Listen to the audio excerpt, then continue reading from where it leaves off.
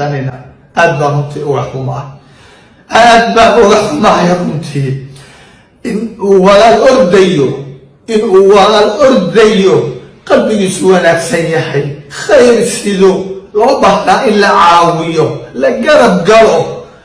in maanta yacni lagu been abuuranayo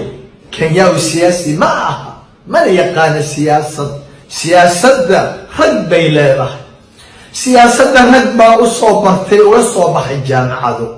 kenyawi siyaasi ma aha mana yaqaana siyaasad laakiin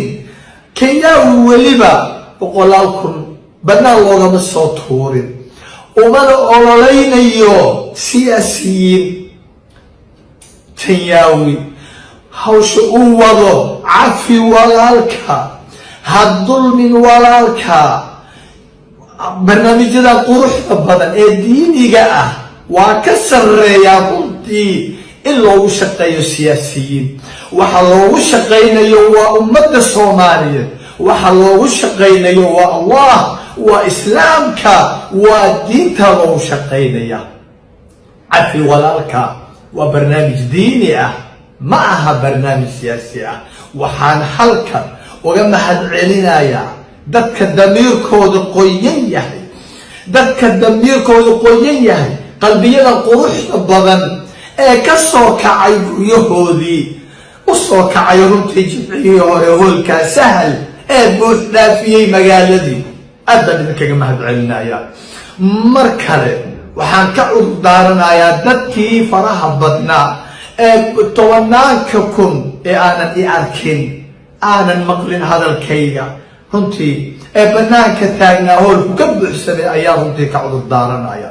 sidaan idin ballan qaaday in goor dambe aynu ku qaban doono meel ballaaran ilaahay waynoo hirgeliyey waxaana runtii mahad ku leh